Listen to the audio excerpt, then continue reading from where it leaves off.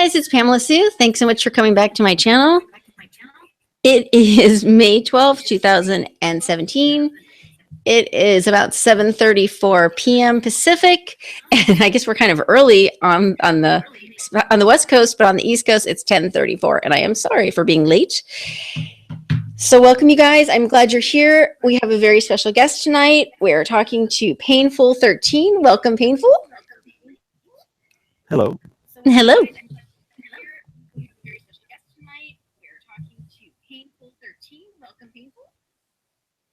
Hello. Good evening, guys. Hello. Everybody. Good evening. I think there might be a little bit of an echo. I think so, yeah, because you're hearing me way after I'm saying it.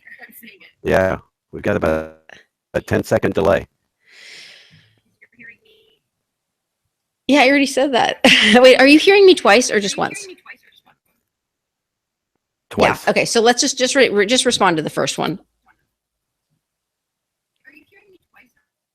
Wait a second. Are you opened in the chat? Because if you're opened in the chat, it's playing, and that's what's going on. I am not. I'm still seeing the group chat. If you're in that, if you're seeing the, oh, okay. But if you're in, you're not looking at live chat with Aaron and, is it open on your computer somewhere? No. Okay. No live chat. No live chat. Okay, because it plays. Let me make sure. Yeah, it's not open on mine either, I don't think. It better not be. I don't think so. No, it's not open on my computer. Okay, so well, let's just keep going because I don't think we're gonna Pam Z is in the house. We've got Aaron Cox, Tilly Sandy Banks. Yay, you guys. So we are here with P13. And I have been a fan for a long time. I mean, it seems like a long time. I don't know, a while. And he's a big part of this chat. I think you guys can agree. I am expecting a lot of serious waving going on in the chat room for this because I know you guys love him. And you have many ideas and very clear on a lot of big things. I mean, big things that we struggle with every day in here.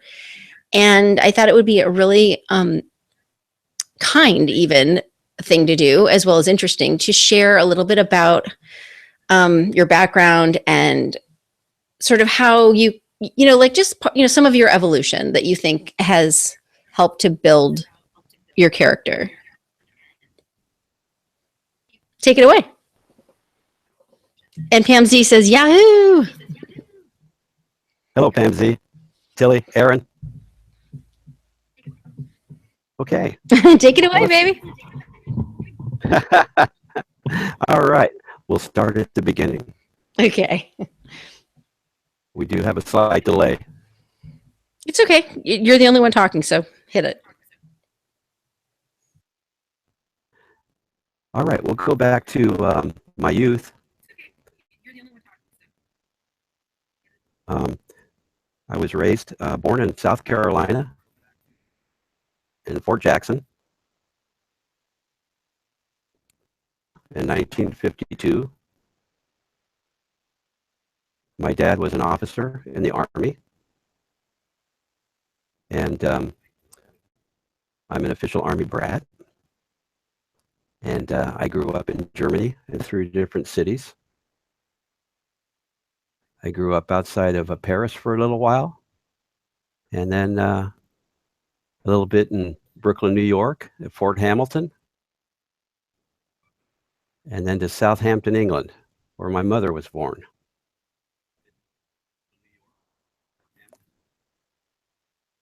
Coming through okay?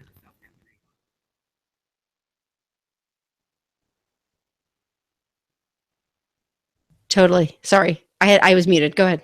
Keep going. Keep going. Okay. Well, being an Army brat,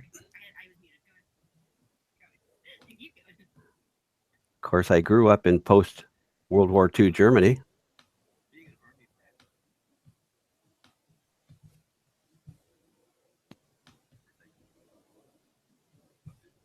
And that gave me a view of, from the military side, of what was going on in that country.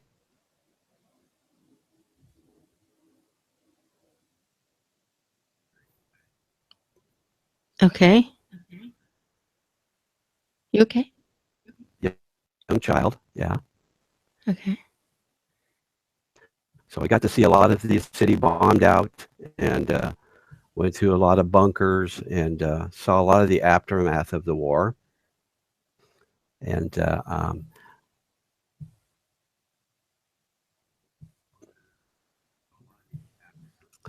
that went on for a number of years, and we moved around. I lived in Frankfurt, Pirmasens, and Heilbronn.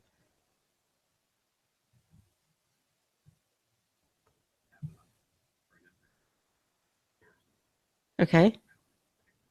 I was born and became an altar boy for 8 years. Okay. Some high masses in some cathedrals in Germany, in Nuremberg. And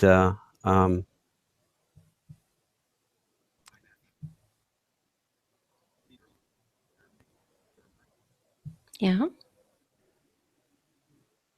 we moved to France. There's not a whole lot to talk about Germany.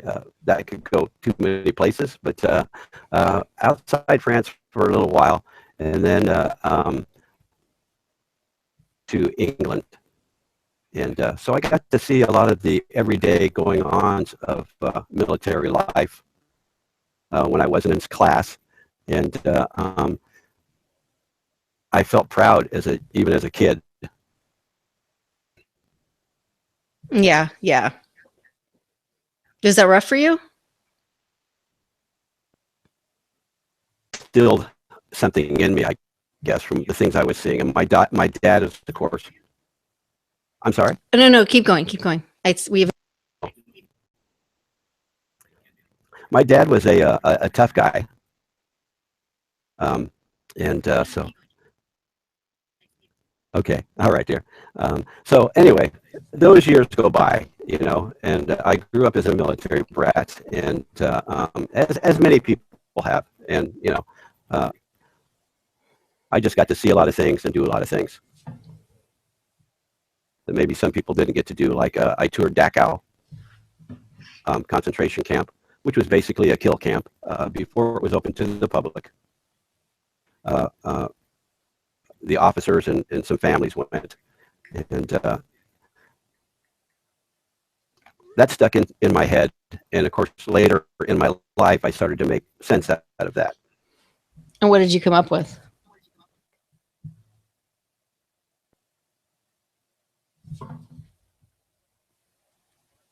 P13? Are you there? Hello? I can't hear you at all. Oh, Jesus. Oh my God. You went silent there for a second, for a couple, like a minute. I did? Okay. Yeah. Okay. So. All right. Okay. So, well, touring the camp, mm-hmm. Of course, it was the type of a camp where you got off the train, sometimes they cut your hair off, and you went to the showers and got gassed, and then you went right to the ovens. So you were gone within the hour once you arrived. That's the type of camp Dachau was. It was not a work camp. So when you were, what did you see? Well, of course, there was, as we were let in, there was piles of dentures, piles of children's shoes. These piles were big. They were large mounds. Glasses, shoes, wallets, hair combs and brushes, all the personal effects of the people that have gone through. Of course, or like that had probably just gone through or something. It was probably the people that had gone through last or something. They didn't have time to like get rid of or something. Yeah, it was quite. There was hundreds and hundreds of items in each pile. How many people went through that camp? Or not through? Through is the wrong word. Into that. That's something we could probably find out, though. Yeah, totally. That's horrible. It's horrible. Was it devastating? Later on in life, that I started to make sense of what I saw, though. And it was something.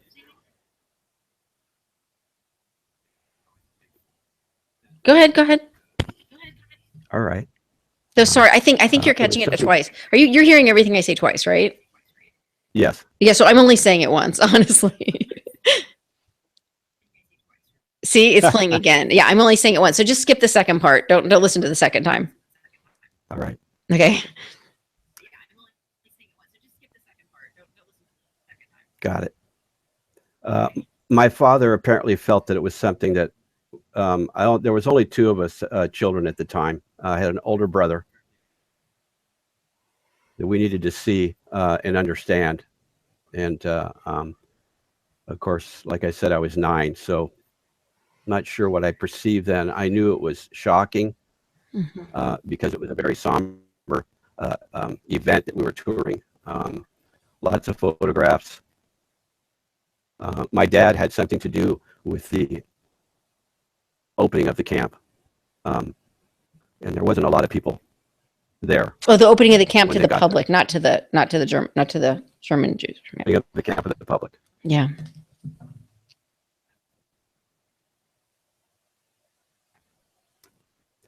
So that was something that stuck in my brain for many years, and was to come back out at another time. And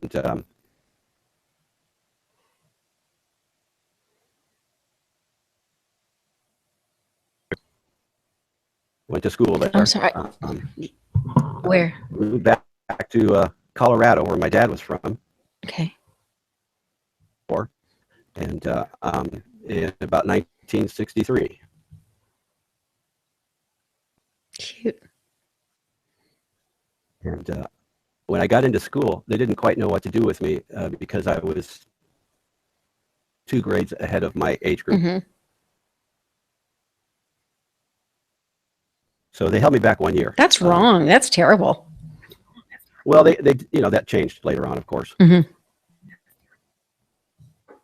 That's what it was. And then, of course, I started finding out what Colorado was like, and and I went to a junior high, and got involved with the rock and roll band in 1967, and started. That's when my political career kind of started, because Vietnam was going on, and there was protests. The moratorium against the Vietnam War, the Yippie movement. And I was protesting against that at a young age, and went through all of that stuff in the late 60s, of course, being in a band, being in several bands. And that started to formulate something in my mind. I was also against the what looked like to me was too much government, as we call overreach today. So in 1970, I got together with I was a junior in high school, and the guy we put out a 2-page paper, which was mimeographed. I see. Very good. Very good. Thank you. And I was asking questions about what they were teaching us in school. I didn't like what they were teaching me. What were they teaching you? Well, I didn't think they were teaching me, I didn't need, English, Right. I wanted something I could use when I got out of school. So they were trying to ram sports down my throat. Really interesting. That is really interesting. So at that time, they were already redirecting people, like kids. Yes, that's what I felt like, and it bothered me. Interesting. So got together with this senior who just happened to be a Jewish fellow, and we were just used to talk and rap, as we called it back then, and we decided to come out with a paper, and the paper was called Wake Up. That's hilarious. Between the wake up, we had the hell. So wake the hell up. But I went after the schools. I would send letters to the administration and asking them to teach me something I could use. I grew up in England. I didn't need any more English. I didn't, I think they were going too heavy on some subjects, and they weren't teaching me anything to use. As the whole ideal of you get out of high school and you go into college, you know, and you make up your mind in between there what you want to do. Right. I was never really career oriented. And so I took a little time off before I went to college, and I did go to college, and I started with political science, and I didn't see where that was going to take me as far as job, so I went in. Okay.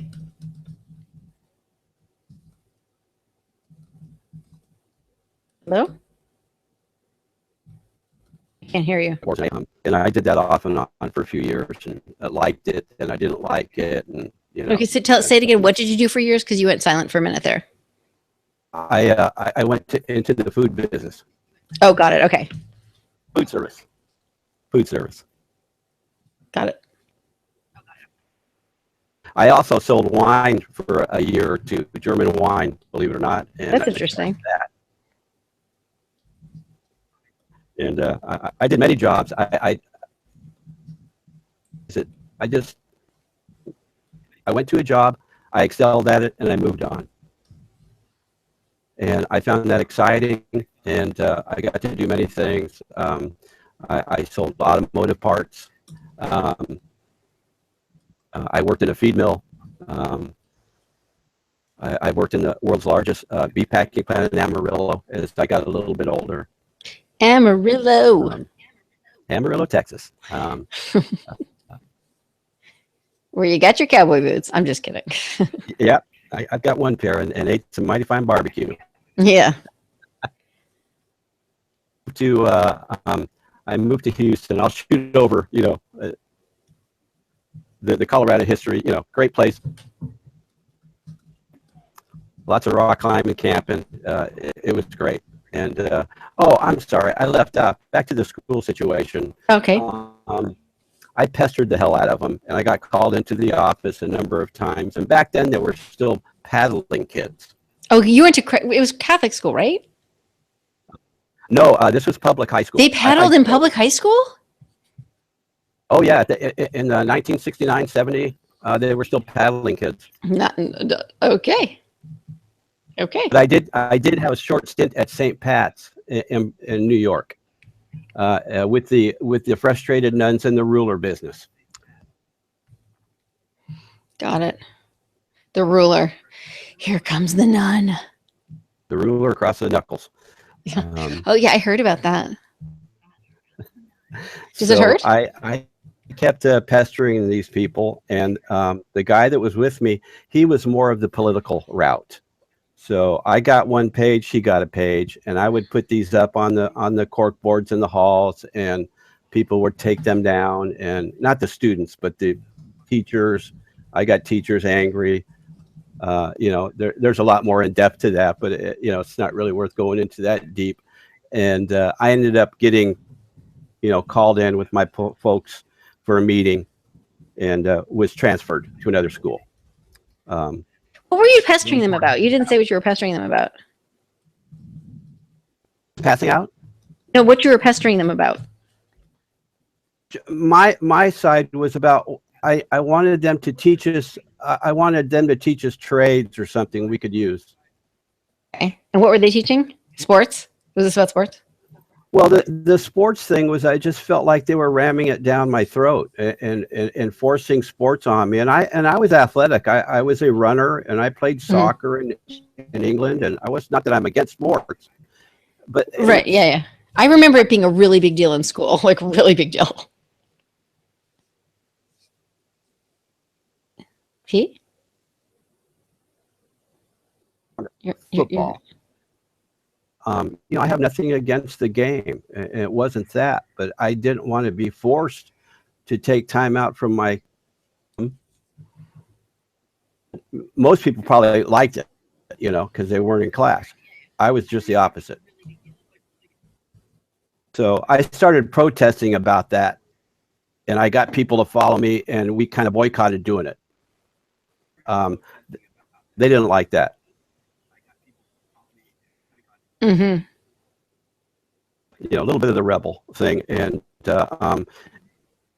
they didn't like the letters. And I was I kept repeating myself. I said, please, can you do something to teach us something we can use when we get out? Maybe not everybody wants to go on to college. The war was going on,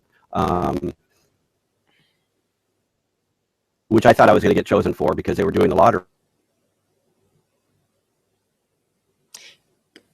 P, you're going in and out. Like, wait, you're actually going like completely dead, like in between. Okay. You're having. Say again. Talk again. Okay. Hello. Hello. You okay? I can hear you. I can hear you again. Okay, all right. So that was going on, and of course I was in a band. The Vietnam War was going on. I was pissed off in school about what they were teaching me. I thought they could do a better job at what they were doing, and so I got transferred. Yeah. They said, we'll send you to another school. And when I got to the other school, I was met by the principal and assistant principal, and they said, no shenanigans here. Just get through your senior year. Don't cause any more problems. And of course, my parents were real happy with me at that time. So I skated through that year easily. Got an A+ in English, which I had never gotten before, and that was one of the subjects I hated. That's because you were talking. Wait, didn't you tell me you're doing like 2 months on English? Isn't that what you said? You're doing, 2 years or whatever on grammar or something, literature, and you're like, I want to do other things. I want to learn other things. It's kind of funny, but then you got an A+ on English. Yeah. Don't worry, I'm only saying it once. Keep going.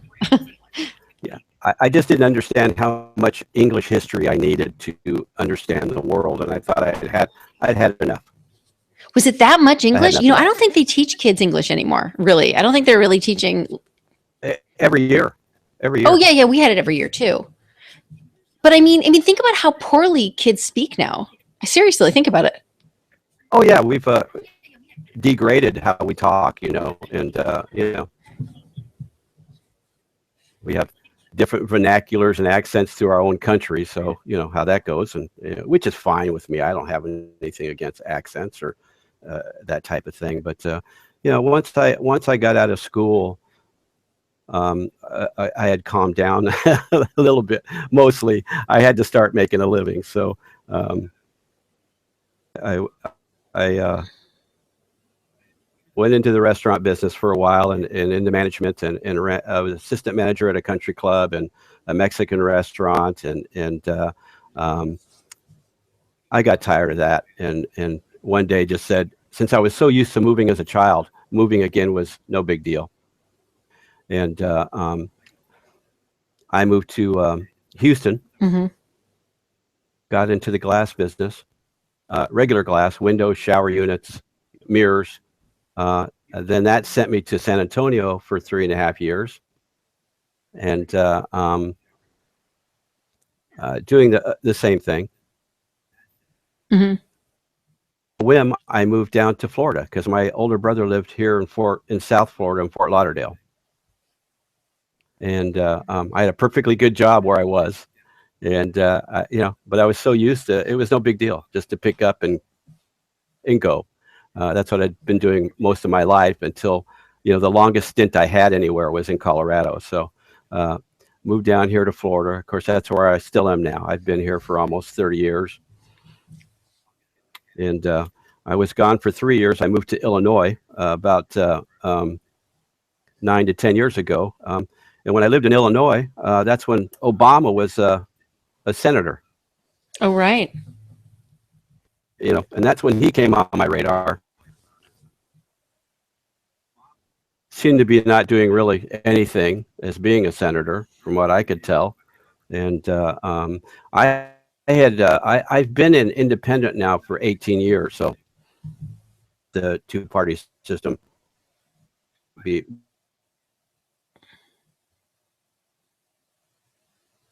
Republican for a while, and then independent, and I like, as we both know, how the two-party system works. So You mean trading places, playing flip flop? I don't know what you mean. I try everything out at least, and then find a comfortable. Yep. Hello? P, you're gone. And I've been retired now since 2000 due to health issues, and I'm hearing you now. Okay, dear. So I, got involved, watching YouTube, had friends here and there, and I got very interested again with YouTube, patriotically speaking. I suppose, like a lot of people did, when the Bundy thing started happening, and I found myself glued to YouTube. Yeah. And that kind of opened me up again, and I've always been very proud of being American. Not so much, the last number of years, but I still feel like I'm a proud American, and I'll die one, I'm sure. And but we all know, what we're going through, and the smoke and mirrors, and the lies, and corruption, and it's quite upsetting sometimes, but we have to press on through it and look for the truth where we can find it, For sure. Just like you have, Pam, and everybody in here, Aaron, and Pam's and Tilly, and or we wouldn't be in this chat here, and I met some very nice people here, and Yay. I just found myself in your room one night. I still don't know how I got there. Mm-hmm. Can you hear me? I can hear you. Totally. Keep going. And I felt at home almost instantly. Really nice people. Right. Really nice people. Yeah, just super. Everybody has been very kind to me, and we're all pretty similar on the same wavelength about things, and or we wouldn't be in this, and we wouldn't be in your room. Right. Oh, sure. No, the thing is good, really good spirited people, kind people. Nobody's wants to hurt others. We don't want to be hurt here either. We don't want to be taken over. It's it's a strange thing for that to be unique, right? Yeah, exactly. Because, as we know, we've all been in other rooms, and we've seen what can happen. It's crazy. Yeah. And you're here, and we may not have a huge audience, but everybody that's here, I feel very, I've not met any of them in person, but I feel tight with them, and I feel close to them, like I do you, as we totally talk. And I love to hear ideas, and of course, when people are talking on the same frequency that you are at, it draws you in closer. And we can all toss around our ideas going on. We can reach out and look what's going across, over in the EU and all the other countries, and the mess everywhere. There's messes everywhere. There is. And so I'm very interested in that. I don't know exactly how useful I can be against it, but I'm going to stand up and say my piece. And not back down. That's all I know I can do right now. And I love exchanging ideas and hearing what other people have to say. For sure. So, nothing extraordinary, but I've had a very blessed life, and recently in my life I became a widower, which I'm still trying to figure that out. I met a wonderful lady, and we had a short time together before she passed away with bone cancer.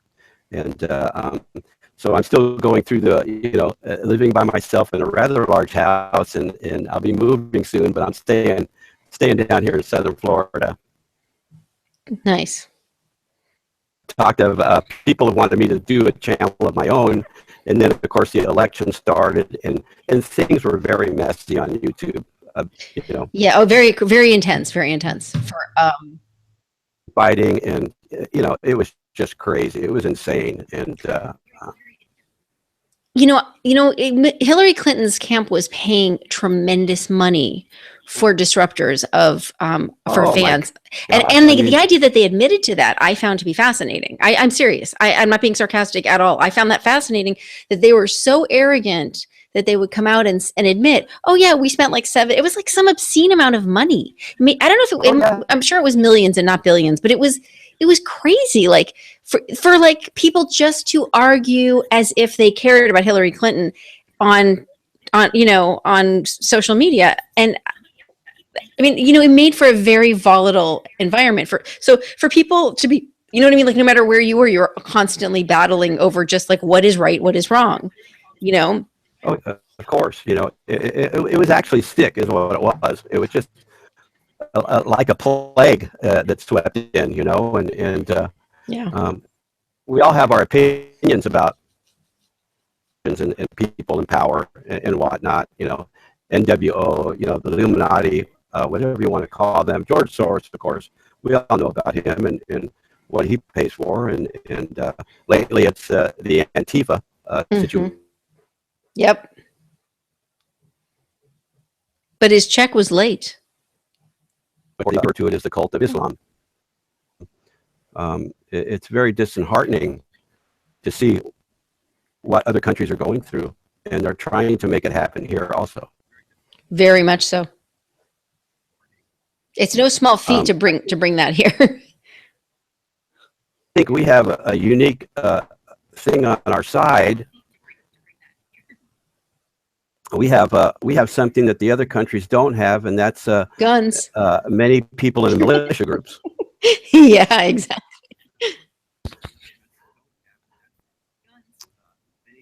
I hope that's going to be a positive for us, if the so-called shit hits the fan, because I personally feel, as I've said in here before, that we're way past the tipping point. I can't see any kind of words that are going to fix the messes that are there, even though words got us into a lot of these messes. Right. We don't know what we're hearing, if it's probably 99% bullshit and 1% the truth. I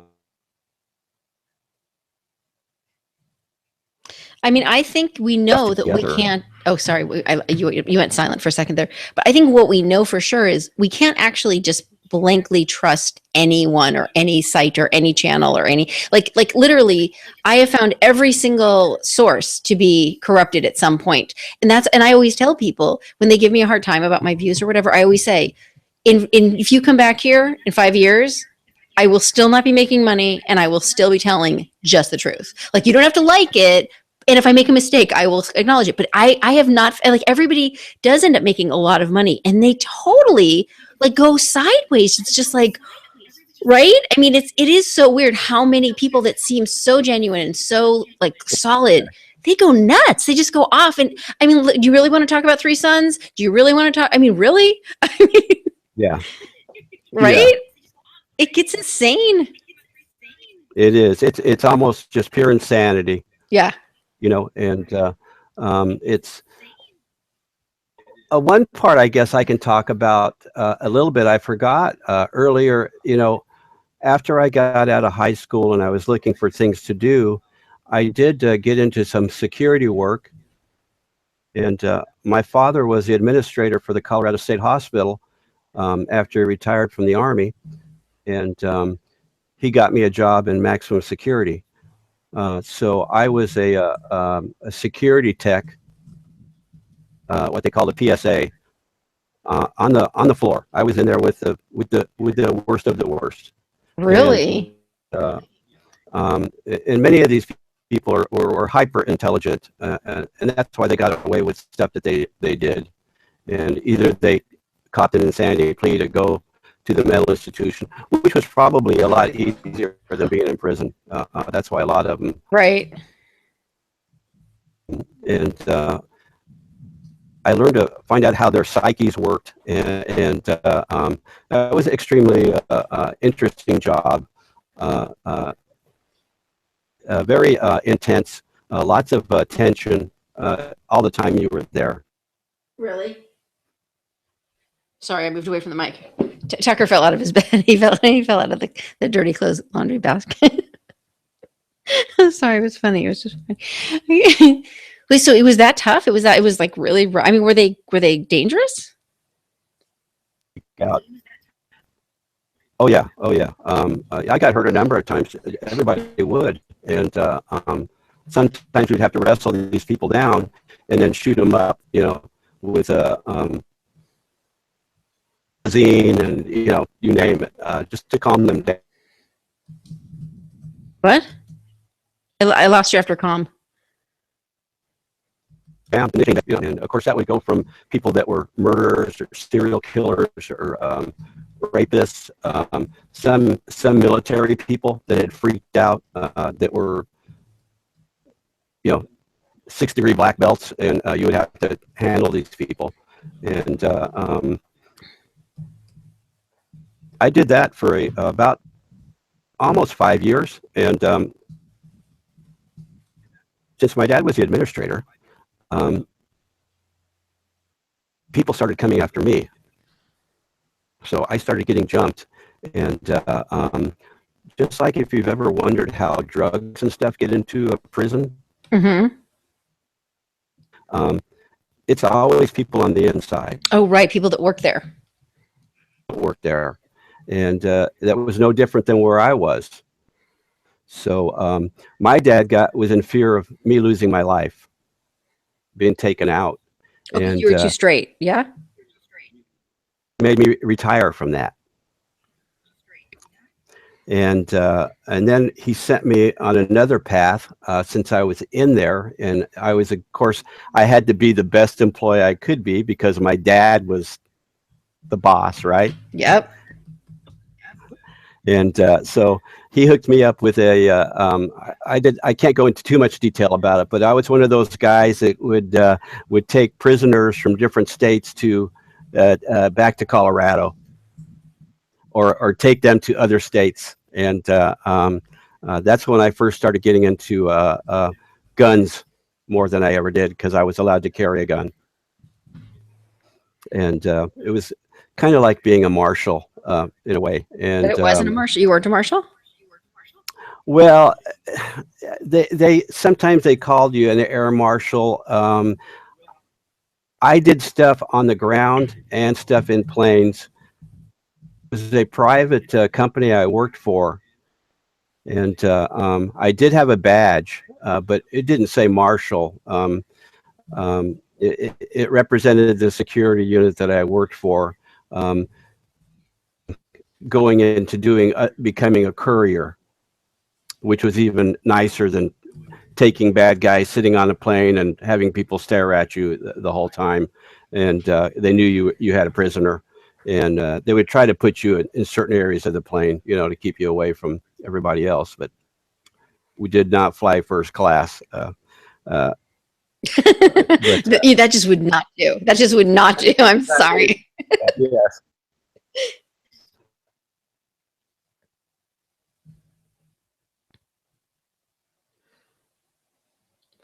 And then I found out that I could,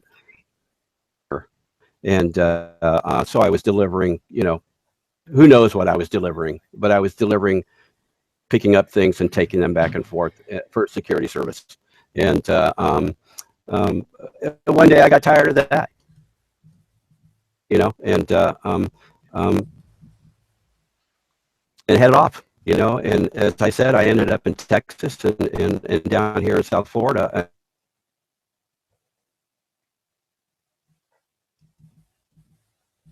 People how not to stress out in a stressful environment. If something goes down, I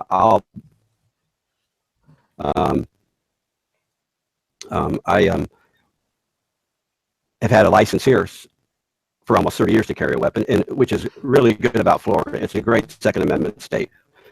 As long as you don't have a felony, you can.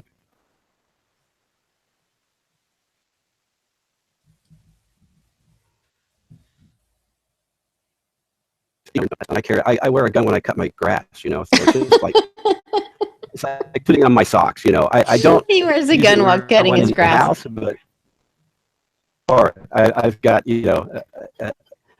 I'm armed. So, but that's just a second nature to me once you do it long enough. And I'm sure there's many people out there that do the same thing. And it's a good feeling to know that, you have to protect yourself. There's nobody that's going to protect you. The police aren't going to come save you. The masses are so fooled to think that they're so safe all the time, and crap happens every day. So with that background I have, I try to keep aware of wherever I go. I look around, make sure, it's safe where I'm at, but I'm ready, I'm ready.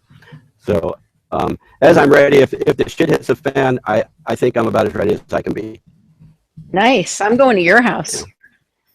Yeah, you're welcome to come. Thank you. So let me ask you, I want to ask you just a little bit about what you think. Are your streams getting dropped too? Wait, so are you guys, so I guess everybody's having trouble with the stream for some reason, which they should not be. I mean, we should be fine. And actually, I'm going to go for another channel and do a little test on my thing. So tell me something. You guys, anybody that's having trouble, just go out and come back and see if it gets better, because we should have no problem. Honestly, it's not my internet. I'm testing my speed again right now, but I should have stuff. So I think it's YouTube, which of course, duh, because they love me so much that they cut off my live stream for no reason. Anyway, moving right along. They're on our Pam. Say it again. Yeah. Yeah, maybe. Yeah. I'm kind of, yeah. I'm used to it. Kind of like every time my channel starts getting any attention at all, it just all of a sudden they do something really screwed up. So anyways, moving past that, let's just talk a little bit about today's stuff. Yeah, see, oh wow, I don't actually have as much bandwidth as I have, it's at 100, but it should be at 200. I pay for 200.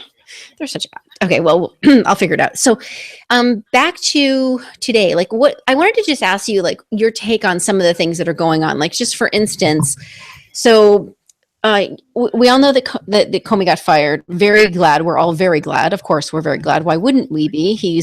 I'll share what I think after, but my take on him is that he wasn't good. Whatever he did, he wasn't doing anything right. He wasn't appropriate. And I don't care. Whatever. What do you think about his being fired and the fact that the president did it now during this ridiculous Russian thing? What's your take on the Comey situation, whether it's about Hillary Clinton or just basically, what do you think about the whole situation?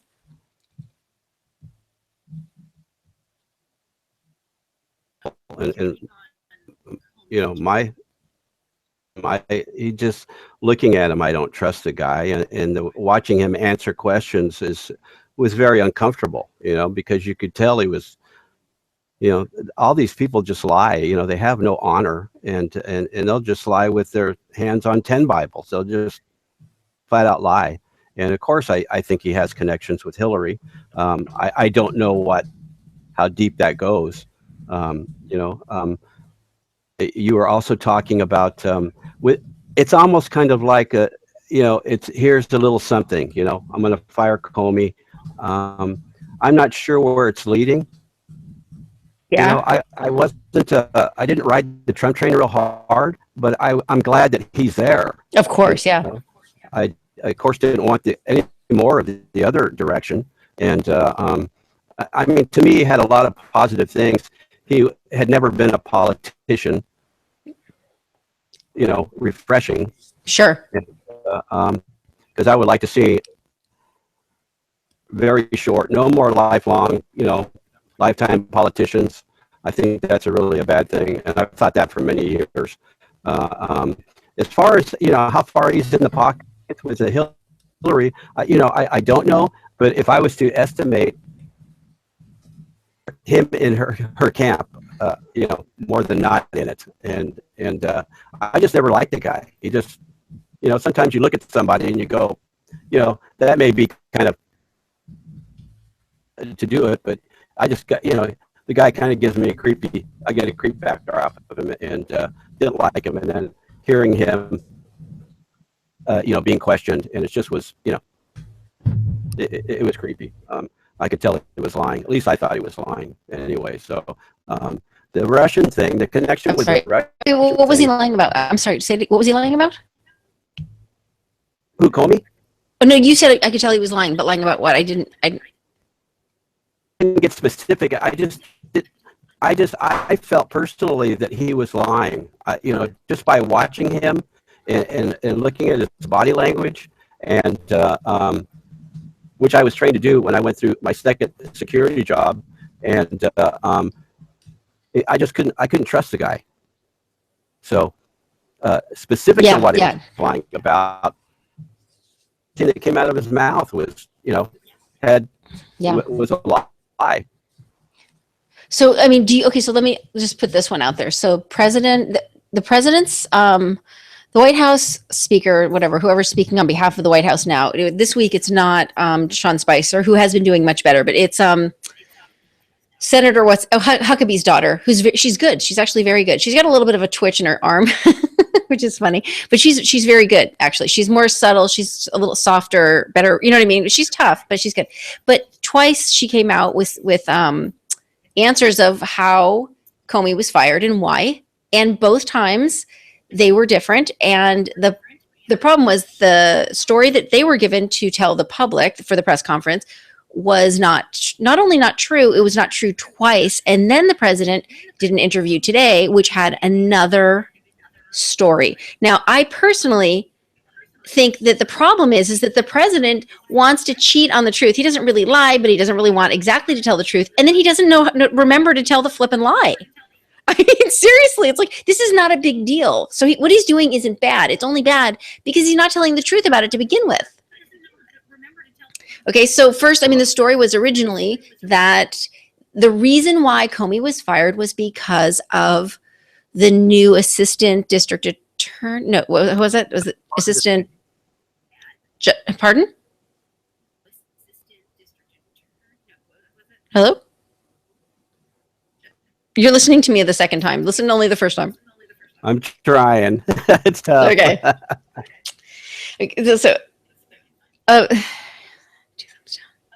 Okay, so my point was for the first story was that it was the new, I think it was the new assistant attorney general, or I don't know, I could be wrong, but with the new Rosenstein, whoever Rosenstein is, whatever, because like I want to call him Rosenjew, because like anybody with a name like Rosenstein, it's like I feel so badly for them, like seriously, like I mean, my aunt is Bernstein, right? It's like that's my aunt, and I like it's a funny because like that's a tough name, anyways. But moving right along, so Rosenstein is the guy that supposedly made the decision, and then they kept saying that. Well, then Rosenstein was going to quit because he didn't actually they said it was an independent decision that he made. The president took his advice, which sounds pretty good. And I think what happened was the president did ask to have Comey checked out, do an investigation on him to see if he was doing a good job. They decided in the Justice Department that Comey wasn't doing a good job, which he has not been.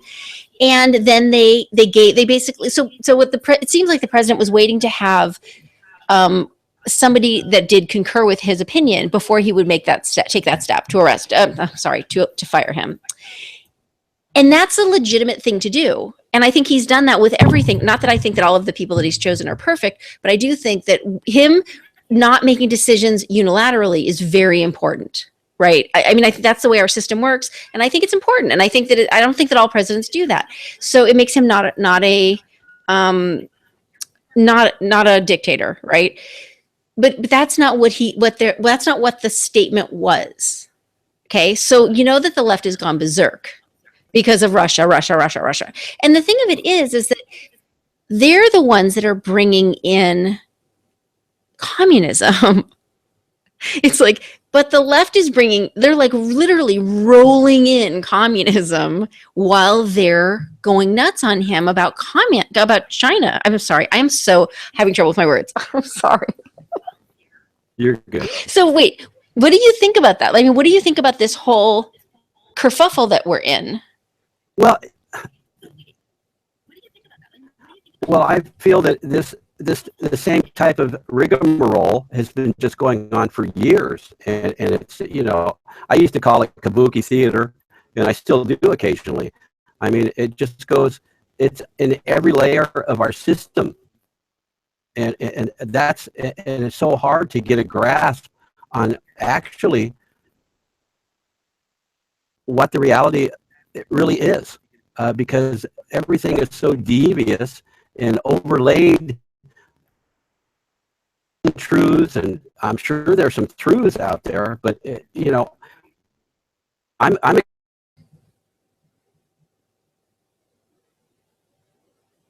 what kind of game they're playing. I know that they twist everything and they cover everybody's butts. And you know, you and I have talked about the Russia deal before, and I go way back, you know, and I think, you know, even the Cold War was really BS. I mean, I did the, you know, duck and roll drills when I was a kid, you know, and um, later on in my life, I've come to understand that really we worked together all the time, and there really was, to me, that was just a big false facade. So How long was the warning? There was she went, by the way, your sounds all of a sudden got great. It's great, really good. okay, good. So what? There was a period. Okay, in the Cold War. This is an honest question because I'm not familiar, but there was a big period between the fear of the war and the actual war. Is that right? Well, yeah, Wasn't there a huge period of time? How long was that?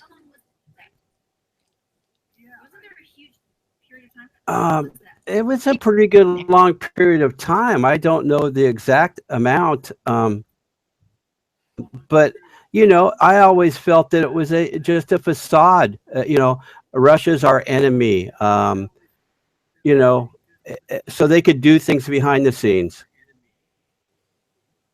But there was a big push. I know for sure that there was a tremendous attempt at takeover in this country by the Russians. I know that there was I mean, that was a big thing, Oh, and I I don't agree think with it's you. actually.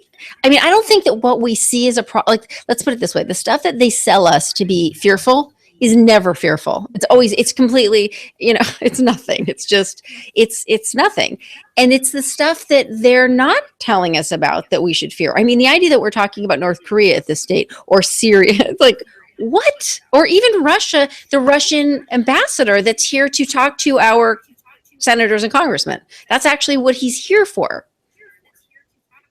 I mean, Exactly, exactly. I he's mean, supposed to be talking to these people. That's what he does for a job, right. But instead of it it being him being always a spy.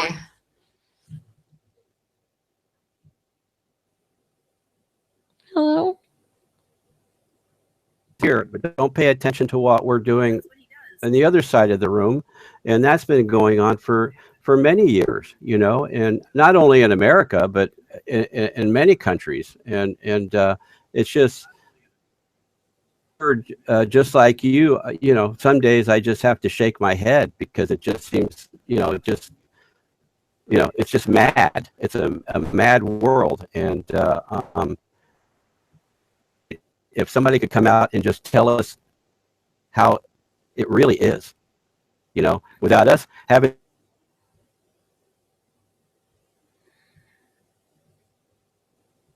through, you know, it's so convoluted and complicated these days. Even though we have a lot better technology, it's just I find that to be the scariest part of it. You know, because we may not know if something's coming, and because they've got everybody's attention looking someplace else. And Exactly. Yeah, they have us I looking hope elsewhere. Absolutely. to be in the other crowd of, you know, being ready. You know, so you know, that's kind of where I stand with it, and I know a lot of people, I'm sure, agree with that.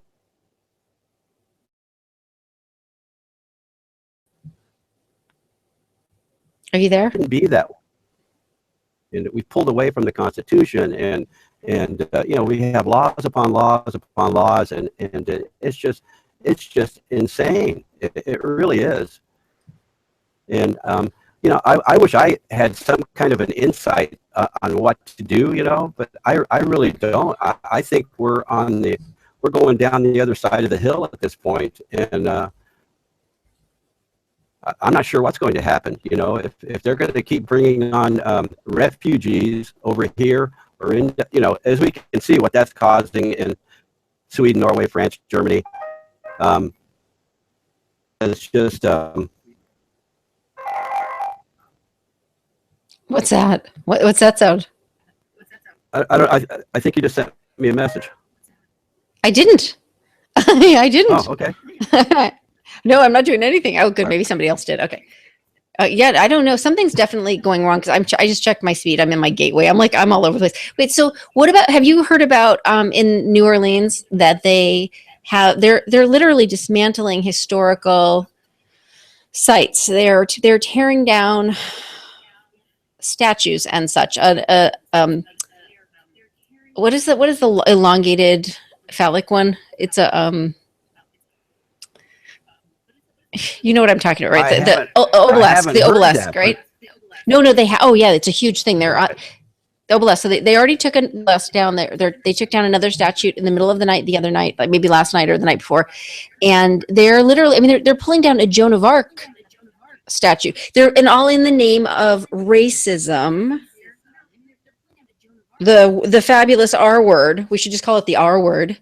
What do you think? I mean, I think this is unbelievably historic. It's more historic that they're taking them down than it is that they put them up, as far as I'm concerned. well, sure, I Because agree what with they're you, and I saying is think we don't. Yeah, go on. well, this all kind of started back into what they're teaching and are teaching our kids in school. That's why the kids are the way they are today. And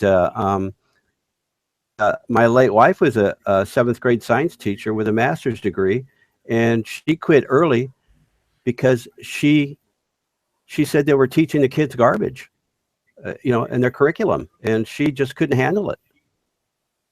Sense to her what they were teaching, just like I was taught that Christopher Columbus, discovered America, which is, of course, he never set foot on America. But we celebrate every year. No, not anymore. We And don't. with that, No, we don't anymore. Didn't they change it to something else? There's a statue in the town in Colorado I lived in, and believe it or not, my dad was the Grand Knight of the Knights of Columbus. I'm sorry. So, Your dad was one of the Knights of Columbus?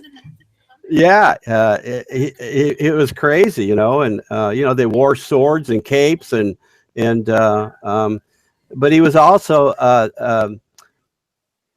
in the Lions Club too, which was, of course, a service club, and helped people out in India by sending eyeglasses there. So sure. I'm not on the camp of Christopher Columbus, like he was. I never got to talk to him too much about that because he was doing that later in his life. He passed away 30 years ago. So. Okay. I can't tell if you're talking or quiet. I was not living there for a number of years, and was in Texas, and found this out later. All this regalia that he had at the house, and it was like I couldn't believe it, actually. But like I was getting back to, the kids are being taught just a bunch of bunk, and that's why a lot of people are homeschooling now, because they're a lot more of what they're teaching real history instead of some let's not talk about Christianity, but let's talk about Sharia or the Muslim faith, and welcome the Muslim faith into our schools, and let's make them comfortable by shutting everybody else's religions down, and putting the focus on Islam, and which is just crazy, as most of us realize that. Yeah, for sure. Crazy every day when I see this stuff, and I know it bothers you a lot, and we get involved in all these talks about whose fault this is and that, and as we both know, every day it's the Zionist Jews or the Jews or wipe the Jews out, and which has been something that's later on in my life, it started to bother me, and I felt a kinship with the Jewish people from what I had seen when I was a young boy. And my family's had many Jewish friends over the years, and I see us closer in aspects of religion between Judaism and Christianity. I see more closeness, that I see more things that separate us. And you know, I'm all for Israel. You know, let's help keep Israel alive and well. And you know, they're our allies, our best allies. Them and the Brits. You know, so that drives me nuts, like it does you, Pam. I mean, you know, all this anti-Jew stuff, and you know, most people don't even know what Zionist is, and you know, Right. No, well, for sure. I it's a mean, bunch of there's been a garbage. tremendous.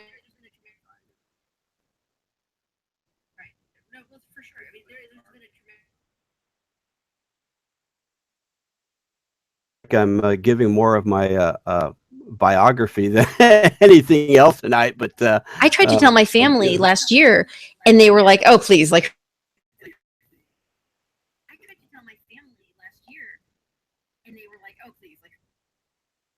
like the stuff that I mean, and it's just and it keeps going. I mean, you look at anything that has anything to do with anything, and you'll see that it's the evil Jews, evil Zionists. It's their fault. It's their and you're just it's like if you know. I mean, to be honest, and I rarely share this.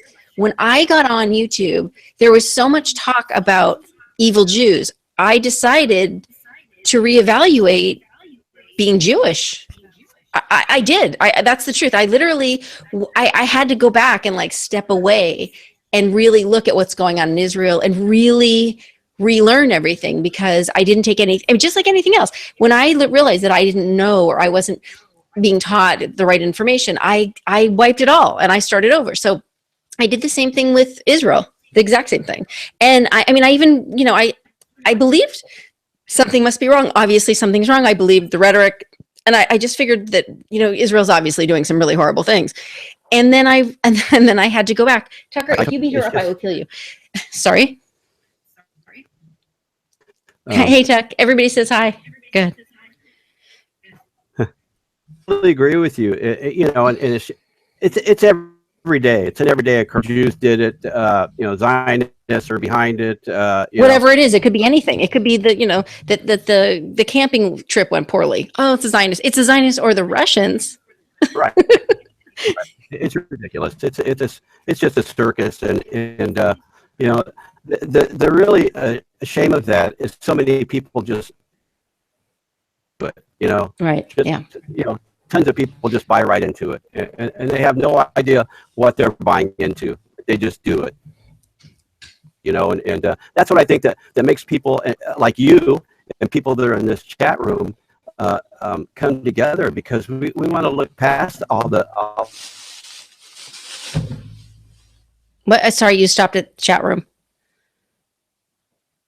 The ways we all have our experiences, and we've got two main problems right now, and that's the spreading of the Islam cancer and what's going on with our country. Yeah. Well, I don't know if you know about this, but there was I think it was either today or yesterday. I could be wrong. I think it was today.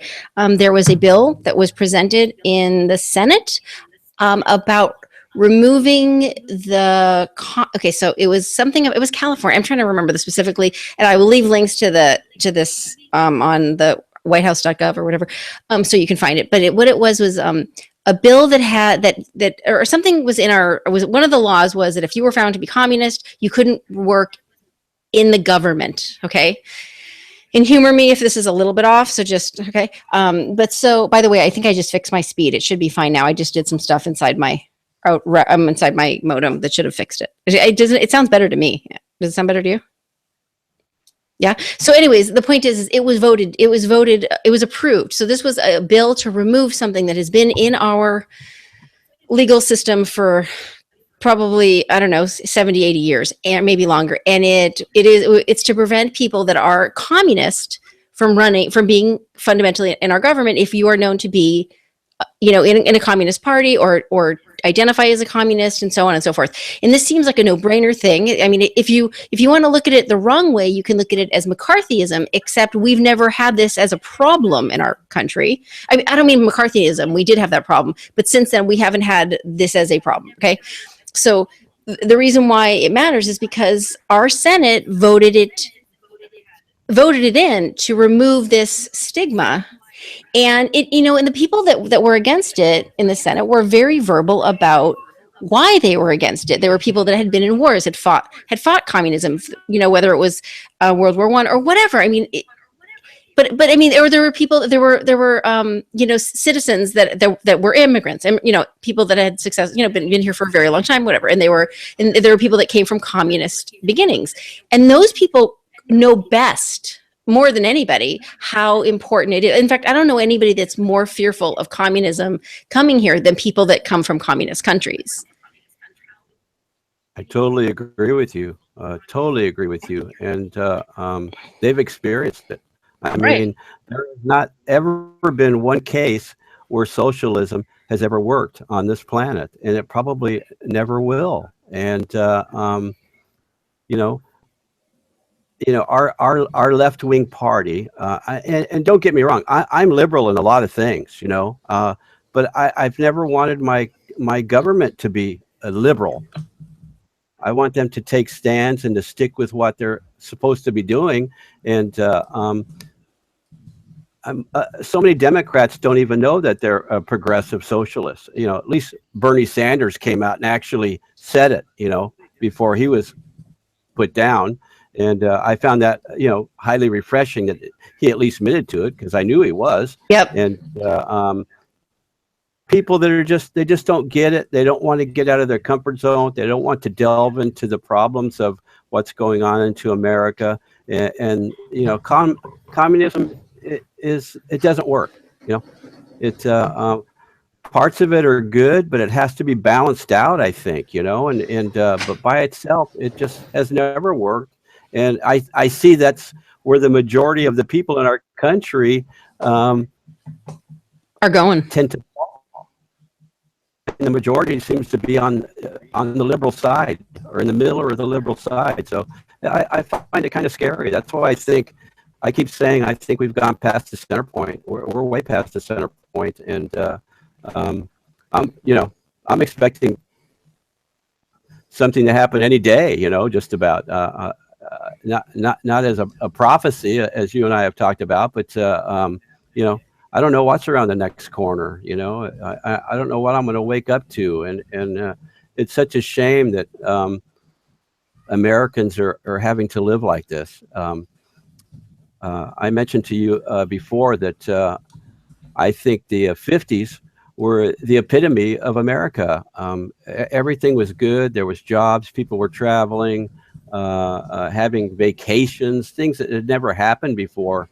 And but then I think, how did we get there? And we got there after a war. So I don't know what's down the road. That bothers me. We've had all these years we have a foundation, but we've just veered off the foundation. So many loose screws. Where do we go? We got too open-minded, I think. I mean, because the idea that bill passed today. I mean, I think it was like 37 to 27 or something, but it is such a statement, because while we have crime I can say that in the last year, crime has gone berserk, just nuts. I mean, freedom of speech has been completely squashed. It's been justified, and I mean, that's all let's put it this way: Bill Ayers should be arrested. George Soros should be arrested. Now, Bill Ayers is the Weather Underground, and I just found his group. Of course, I signed up for it because I sign up for all of these groups so that so I can get their updates. But like, the Weather Underground has a new group called, it's something resistance. I'll put it in the notes. He's got a YouTube channel. He's got a phone number if you want to crank call him like I do. I was like, you know what? This is needing some serious crank calls. Like you said, Pam, that was such I did not see that today in the Senate, but that's like a common sense thing. It's just like, I mean, of course, if you belong to the Communist Party, you shouldn't have any workings of our government. It's just kind of crazy that was in there. I'm glad it passed. I mean, it does make sense, but it shouldn't take a brain surgeon for that one. the freedom of speech thing, of course, is gone nuts. I mean, everything, you say something and you're a racist. You can't say anything without being a racist. If you speak, you're a Or racist. you're feminist, or or you're a white supremacist, or white privilege. You can't even speak out anymore, and it's just crazy. Those things used to actually have meanings. Those things used to actually have definitions. I mean, I know that you guys were on this my show the other night when I showed what Google is reporting to be racist, fascist. They're all of the words, all the negative And words. honor. Right, and they're making it like, so they're calling a racist. They're calling patriotism racism and fascism patriotism. Literally they're calling flag waving racist and fascist. Right. I mean, that is a really big pill to swallow as far as I'm concerned. Patriotism is racist. Yeah. To see a bunch of Americans, with waving flags and being called fascists by fascists, I mean, it's absurd. Mm-hmm. It makes no sense whatsoever. There's no sense to it. I think Bill Ayer's new group is called Resist Fascism. Does that sound right? Yes, that's it. It's Resist Fascism. Refuse I think fascism. you're right. Did I tell you this? Did I tell you the story about the guy I knew that belonged to the Weather Underground? No.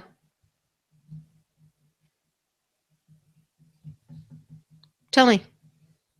Where I lived, we lived on a block like most people, with an alley down the middle of the block where the trash was picked up. And there was this guy. His name was Jay Jury, and he was a year or so older than I was, ahead of me in school. But there was 3 young guys on our block, and so we kind of hung out together, and lit off fireworks, that kind of stuff. Got in trouble, Mm-hmm. And one day I came home. He had graduated and moved. Came home.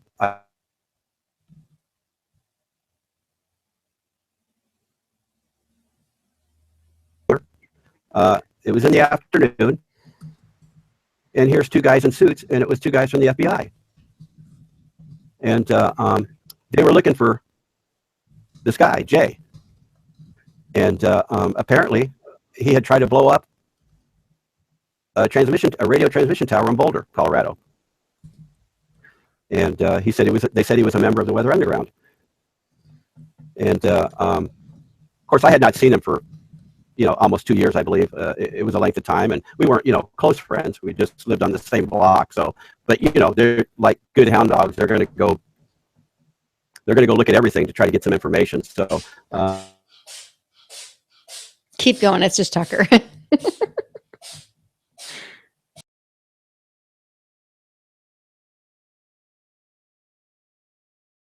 Hello. And then he got a hold of me when the Trayvon thing happened down here. And he was in Jacksonville, Florida, protesting, for Trayvon. And, that was just another big circus that shouldn't have happened the way it did, but it did. And he contacted me on Facebook, and I confronted him about that. And coming to my parents' house, and I never heard from him again. Really? So it was. Hello? Organizations, but it didn't mean anything to me. The Weather Underground, and I knew there were bad. There were people, trying to subvert the government and taking protesting a little too far.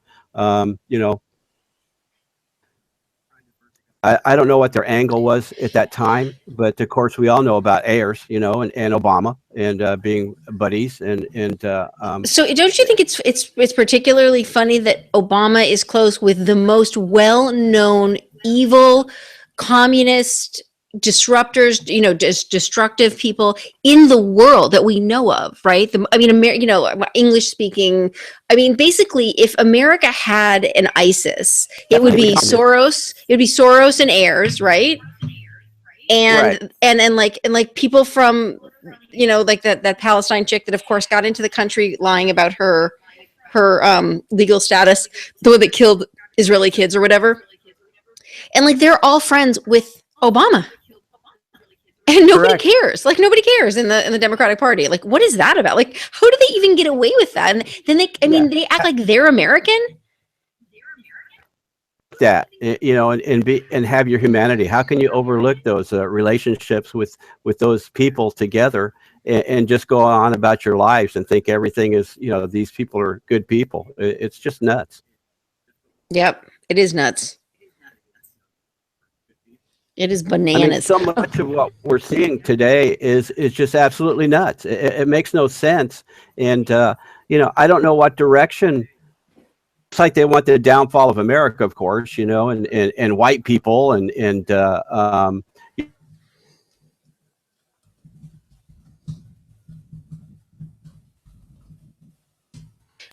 scares me. Wait, Alinsky too. Exactly. And as Pam, I think, who just said that? Was it Pam or was it Tilly that said, or Pam's? Oh, Tucker's a kitty. Tucker's a kitty. He's. I call him puppy, but he's a kitty. No, you're right. But so it's Bill Ayers, Saul Alinsky. That was both. So Obama was a follower of Alinsky, and Hillary Clinton was a student and wrote a book and put him as the forward, or she dedicated her book to Saul Alinsky. So we've got Alinsky, Ayers, Soros. Really? I mean, really? That's pretty bad. Isn't it? Oh, not the sneezing again.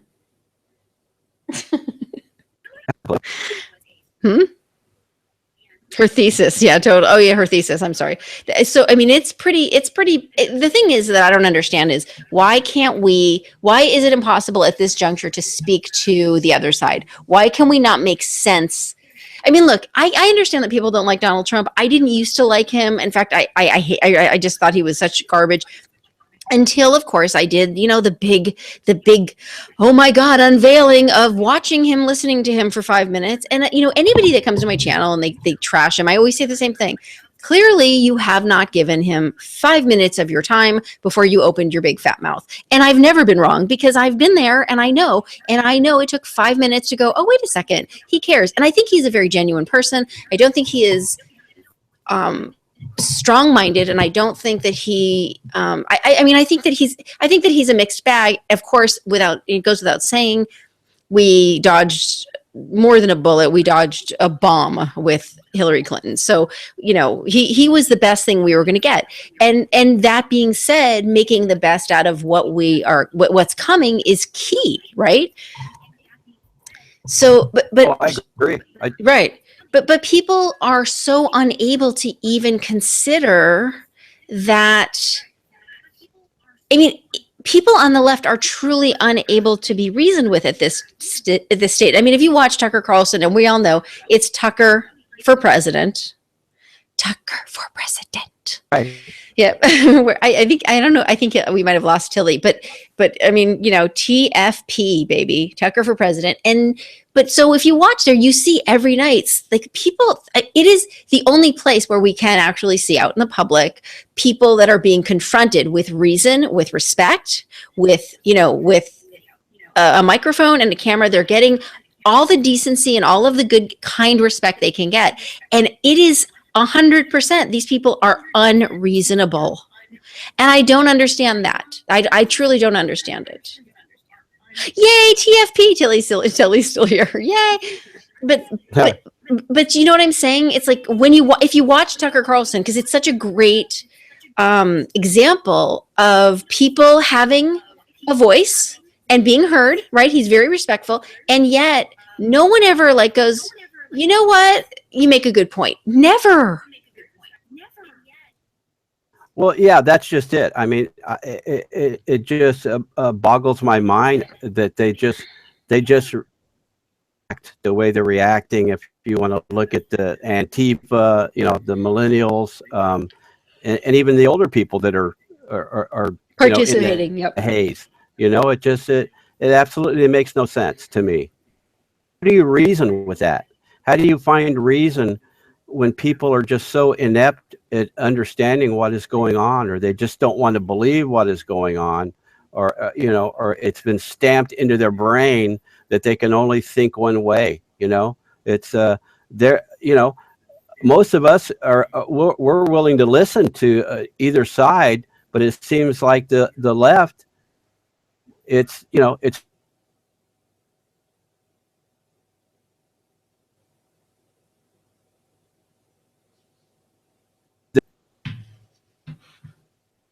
We aren't hearing you, sweetie. okay. Go ahead and say that again. People on the left. Oh, well, I'm just saying that people on the left just, Go on. Go on. I don't understand where they got these ideas. I mean, they've become so progressive, which is like it's a wonderful new word. Oxymoron. Oh, Yeah, it's an oxymoron. we must be progressive, and it's just where that's leading. And it just boggles my mind that they're extremely unreasonable. They won't give you, they'll spit on you, yell at you, attack you, because you're not agreeing with them. And, that's not how it's supposed to work here. And it's a degradation of our system, and I wish I knew how to fix it. I mean, I know what I'd like to do, but that's not the right thing to do. But yeah, we all want to kill them. We know. Yeah, we all want to kill them because it's right. I mean, it's a great default. It's where we go because when we get so frustrated for so long, it's like just stop. Go. But they are communist. I mean, they are. They don't Right. Even if they don't know it. It doesn't matter if they don't know it. It means like it doesn't matter that people in North Korea don't know that they're clueless. It doesn't matter. They still are, right? And it's like we don't have to fight for Trump, or we don't have to be cheerleaders for Trump to know that he's a mixed bag and he's going to get some things right, which is a hell of a lot more than what she was going to do. He doesn't have malice for us. He doesn't hate us like Obama did. He's better. Even when he screws up, he's better. I agree.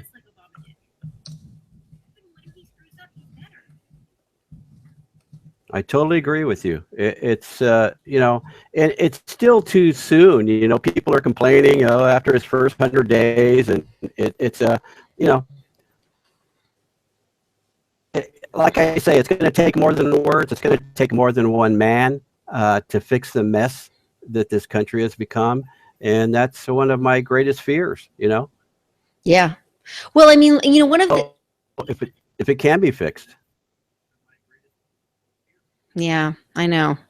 Here's one of the strange things is like now that we've gotten the Senate, I guess it's or maybe it's the Congress. I know I'm stupid, but I always get confused. Like, because doesn't Congress make the laws, but we never see Congress making laws, which is kind of weird, right?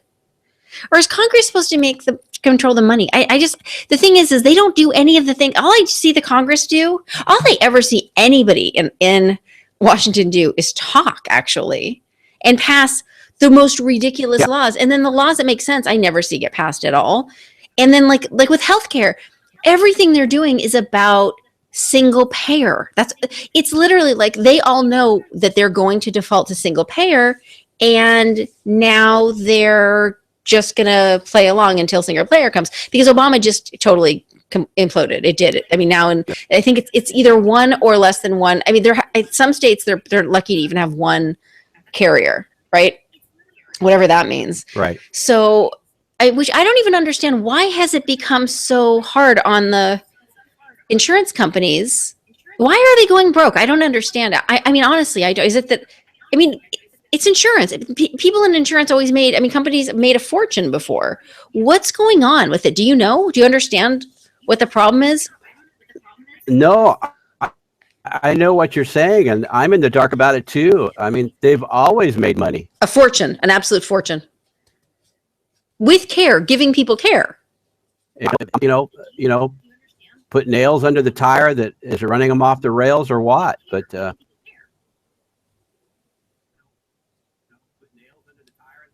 it seems like they must have put so much money going to other places other than, so in other words, so they put Obama and his, his whatever gang of horror must have created, well, it's like thousands of pages, this Obamacare, right? So maybe Yeah. maybe people are getting paid in places other than the insurance companies and the medical facilities or whatever, so the money must be going to the wrong places, because there's plenty of money going in there.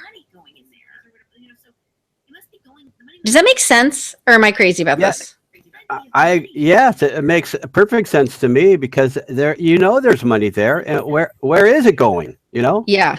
And nobody's asked that question. I've never heard anybody mention that. And I have to say, this entire thing, it's not only is it old, but it's really stupid. It's like, come on, either because what the Republicans were supposed to do if they came back in power was get us back to real medical, like real insurance companies in the private sector. And I know that it's supposed to, I mean, I think the premise of having guaranteed health care is a great ideal were we still a very, very wealthy country, but we're not, and nobody is, and that's by design, right? So I think we're being engineered into obsolescence. Basically, we're being engineered into.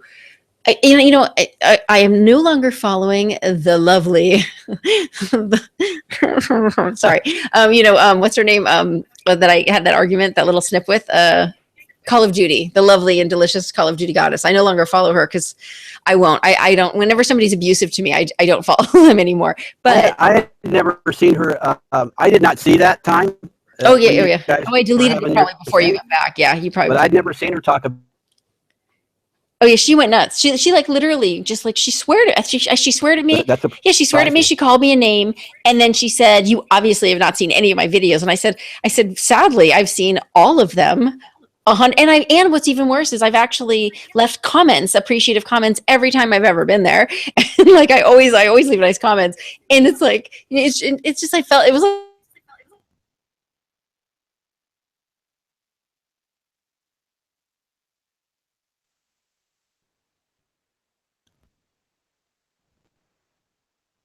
Oh,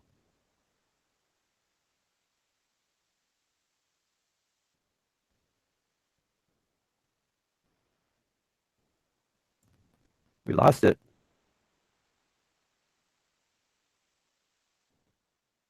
Hello.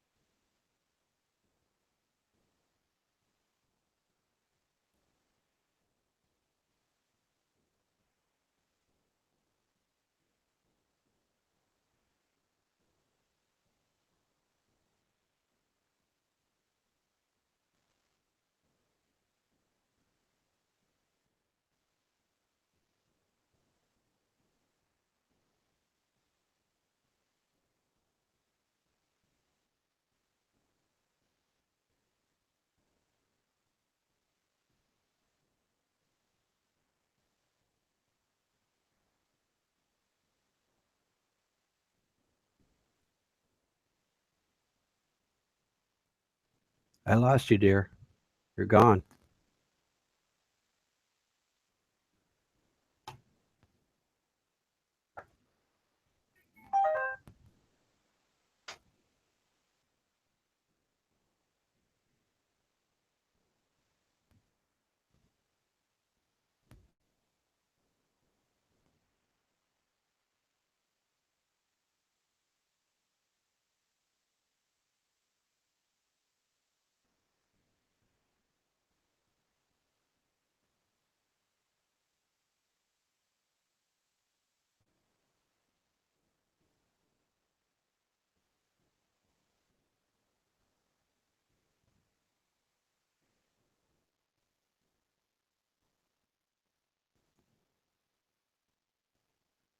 Hello? Oh my God. That is so weird. We just timed out. Our whole connection just dropped. Yeah, it just went black. How did and we came back? That doesn't even happen. Because we just came back. Wait. Okay, the session otherwise logged out for 4. That was me. Oh wait, hold on. Was that me? I am way confused now. That was wild. Whoa, I'm Count me in sorry. on that. Yeah, that was super creepy. Hold on, are you guys still there? Okay, because as soon as what I did was I banned that guy. There was a troll in here. Oh, there was. Oh, yeah, the tree. It's like, and you know what Tilly said? Too late. Troll already got you. Yeah, a troll. It did get me. Wow, we haven't had one for a while. Wait, yeah. Did you hear me talking, or was I? And then when it came back on, I was muted. Wait, so did you guys hear me? I didn't hear you for at least 3 minutes. It just, No way. Oh, he did get me because when I went back, when Yeah. we reconnected, I was going off on a whole tangent. Did you guys not hear me going off on a whole tangent? See, didn't hear you. all right. So hold on. Hold on. How did I get muted? I wasn't even on that page. Somebody's getting into. I've been hacked. Seriously, I was muted that whole time. I was going off on a tangent. Okay, I'm going to tell you what I was saying because this is too weird. What I was saying was, this isn't America. It is not America. It should be America. We know, you know what I mean? Like this, but we are being okay. Did you hear me say that we are being, that it's being manufactured? The demise of this country is being manufactured. Did you hear me say that? Okay. Yeah. So, it is not that mysterious. Obama comes in and every single part of our economy somehow just falls out of the bottom, and every industry is just belly up, and the IRS all of a sudden is sucking people out of like out of nowhere. People are being destroyed and being attacked, right? Being I mean, the idea Right. that the IRS didn't get shut down for doing that stuff is insane.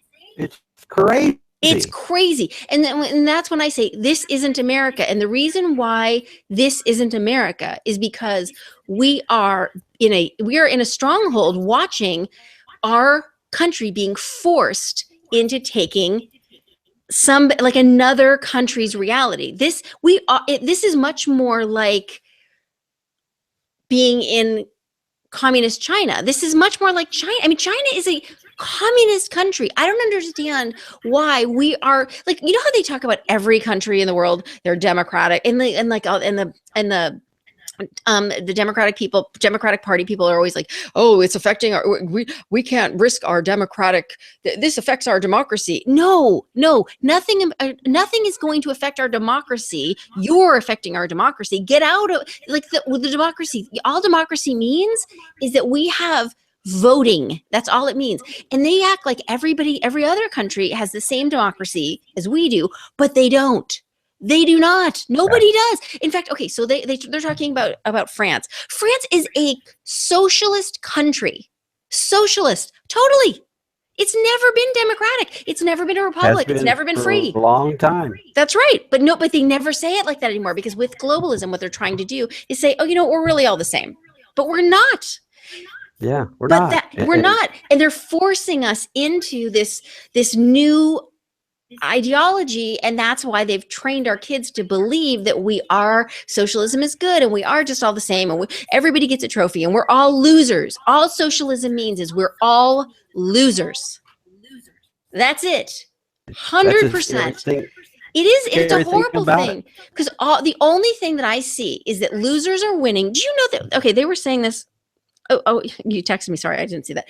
All they're saying is like when I watched the Senate or Congress or whatever, when I watch them, bringing about these new bills, and the things that they're suggesting are garbage. These people are such garbage. They're putting illegal aliens in government for real. I'm not making that up.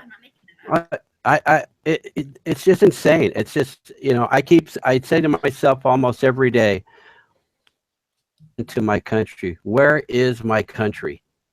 And being, as we all know, I just became officially old. Yeah. I've seen these changes, and maybe I've been, I hate to use the term awake longer than a lot of people, but I've But you just been have been. aware of it just through the experiences of my life. And I've always appreciated it, and I'm sure it has a lot to do with being raised in a military family where my dad was extremely proud and it made us proud. And, when I lived in England, everybody loved us. We were the Yanks, and we used to get free haircuts and free sweets, which was candy, and just for being Americans. And, in Germany, it was a little different. We didn't interact with the Germans much. They were still kind of like numb, still around. Shell shocked. Yeah, that country was completely destroyed by World War II. Yeah, it was just destroyed, But in England, I mean, we were like, saviors. Golden. Yeah, stars. Well, you know what? I mean, we were like that 10 years ago. We were like that. We were that. I mean, 10 years before Obama, we were still, even after Bush. Right. I think I was in Europe during Bush, and I remember being embarrassed about it. Like, I remember thinking, like, oh my God, I was like, people are going to look at me like I'm horrible. But they loved this country everywhere. They loved it, especially in the nicer places. They loved this country, especially if you weren't like a fat American that was demanding your Diet Coke or whatever. I mean, right. But I mean, this is not what's happening right now. Is the most. First of all, what isn't discussed, because we're on such a low level of conversation. Like, I mean, just like, wait, do you remember me talking about you remember me saying Tucker for president? You do. Okay. Right. So when you watch that, what's clear is these people are given a lot of air. And so the conversations that we have is no longer a quality debate. I mean, I am the product how do I put this? I not only didn't grow up thinking I was smart. I mean, teachers told me I was smart. I always got really good grades. I'm not going to whatever. I always worked really hard, but I'm an athlete. I was an athlete. Okay. My sister was the smart one. She was always going to be, whatever. And I was always like, my whole family would be reading and I would be outside playing. Like, I literally was like, play with me. You know what I mean? Like, super energetic. So I am the product of conversation and learning through others. Like, I literally have incredible, like, I just started paying attention, and I mean, I kind of always paid attention, but what I'm saying is, if there is no conversation of substance, the problem is exponential. It just grows. So, what I'm saying is, if right now the way things are continues, people like me will never come around. They will never exist. So, I mean, I didn't care about politics. Like, when my family talked about politics, I never listened, right? But when I started hearing other things, more interesting things, or you know what I'm saying? It's like when things are attracted to you, but the conversations are getting lower in value, lower, arguments back and forth. We can only talk about the most disgusting shit on the planet, as in Islam. Nothing is lower in intellect. Nothing. I mean, we can only talk about drinking camel urine and dunking your flies in your soup and eating it for so long. And of course, child molestation. Okay. Talking about how they rape, it's actually, they actually learn. And I'm not making this up. So please forgive me if this insults you. Please, I'm saying, whoever's listening, they literally teach their children how to rape babies without breaking them. It is in their hadith, which is their lessons on how to practice their disgusting, dysfunctional ideology every day. That's actually in there. Now, I don't think I need to say much more on what the hell. Like, I mean, that takes me to a place that's like, and when you're talking about that, I wouldn't take you fishing. Why not? What does that mean? Oh, thank you. Thank you, Aaron. You're funny. Okay, so Pam Z says 90% of our government is blackmailed. And my response to that is, what is wrong with the kind of people that are able to be blackmailed at 90%? That's what I have to say about that. Why is that being allowed? Why is that not being outed? This is literally not what listen, I just saw this thing on Maxine Waters, who, she should be shot in the head. I'm serious. I mean, I just I can't even put her out of her misery, give her a tranquilizer gun, whatever it takes. But I just saw her like 10 years ago or 15 years ago or whatever. That woman is certifiable. How did she make it through the cracks? I don't know. I mean, it's like if you're black, you just get a free pass on Crazyville. Who is that? One of the senators or congressmen or whatever was worried that Guam was going to sink. Really? I mean, serious. Yeah. The insane talk. We're talking about the IQ of under 80, maybe. Definitely under. Yeah. Like maybe 40, 50. How do those people tie their shoes? But they're going to run the government? I don't know. Right. When are they going to, at least, like you were saying, I didn't go out to the world to become some intelligent dude. My curiosity drove me out how things worked and how people lived and how people interacted. And I did as many things as I could. And, I was the kid that took apart the clock, to try to put it back together. And people are always telling me, where did you learn that? And I just said, well, I just did it, and I see less and less of that in our country. And, because everything has become so tech savvy and, people don't get out of their homes and, problem, I think it is, that might be considered old fashioned, but it's just like, I don't see people going after that kind of thing. People don't know how to, I know men that can't, and it drives me crazy. And nobody taught me. I went out there on my own because I was curious about life. And if something broke, I just dived into it and fixed it. Or if a situation was crappy, I dived into it and made the situation better. And, the school of hard knocks, and there is no more school of hard knocks. Well, no, there is for people that have never been near hard knocks before in their lives. There is.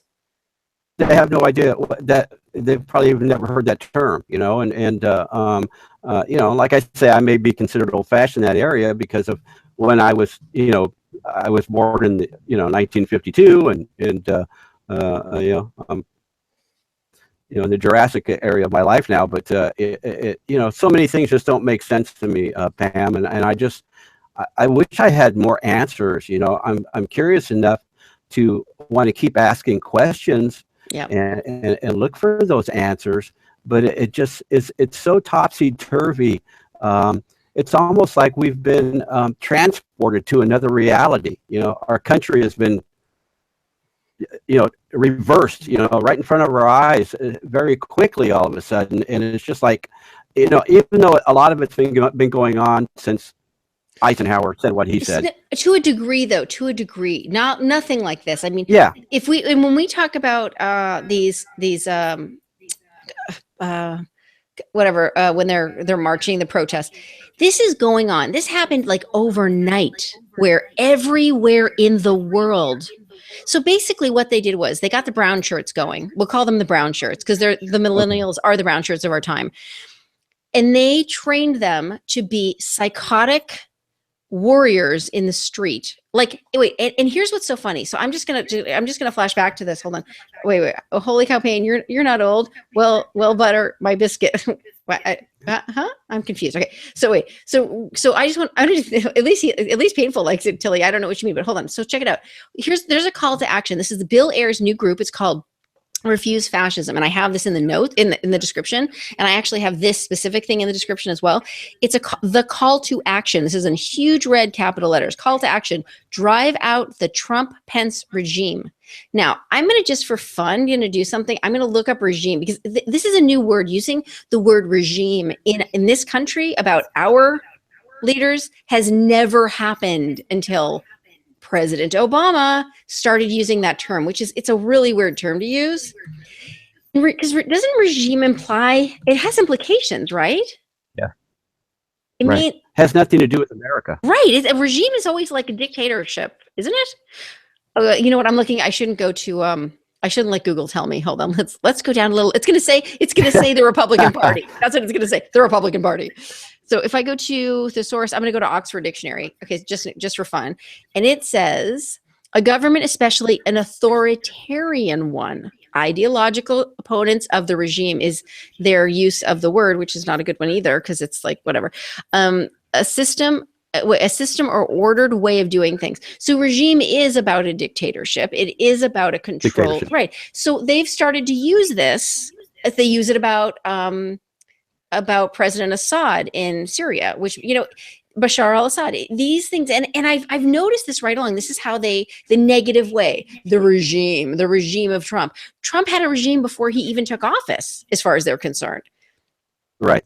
So here, let's go back. So the call to action is drive out the Trump-Pence regime. This is a mission statement. I'm reading. This is a mission statement. This is the plan of refuse fascism. Millions need to understand and act on this urgently. It provides the education and wake-up call needed now. Add your name, see the list of thousands below. So literally, this says that President Trump, they're saying dissent will work. This is fascism. Fascism takes over quickly. If you don't act now, your world will end. Basically, this goes on and on about church and state and how they're going to attack Muslims, Mexicans, and LGBTQ, which they're way behind. It's LGBTQA twice, A to the second power or some bullshit like that.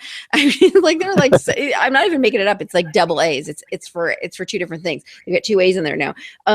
But my Tucker, honey, you've already eaten. Can you relax? But don't normalize, don't accommodate. I'm quoting now. Don't normalize, don't accommodate, don't conciliate, don't collaborate. This is their mission statement. And this is why I say these people should be arrested. These people are treasonous. They are they are. It's actually a form of what the Brits used to call sedition. It is sedition. Yes, it is sedition. It's just the opposite of what America is supposed to be about, and that's what's so frustrating about this whole thing. And there is no more echo now, so that's very nice. Oh, that's good. Yeah, and it's easier to understand what you're asking me. Oh, I'm so glad. Okay, and I'm full of myself. No, not at all, not at all. Wait. I want to read one more thing. I'm not looking at, Aaron said don't watch chat, so I'm not watching chat, and and I just want to tell everybody that I've met here from Till. Oh no! Wait, hold on. I want to say this really quick. Wait. You listen. I got to tell you this really. Listen to what this says. It can already be said of Trump Pence that quote. This is that quote. First they came for end quote the Muslims, then the Mexicans. So they're stealing.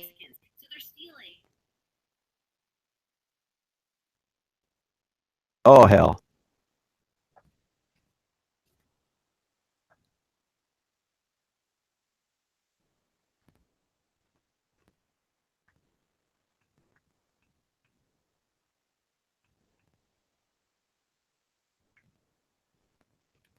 Here the sound just gets good. Things start to get interesting, and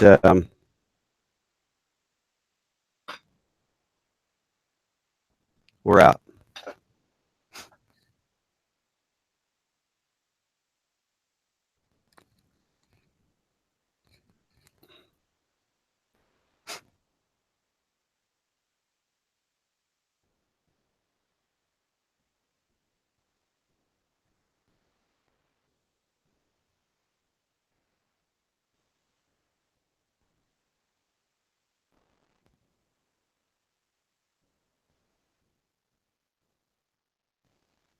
Hello.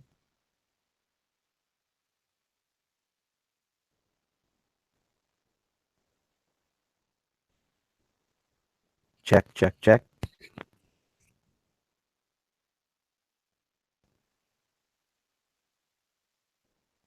I see you, but I can't hear you.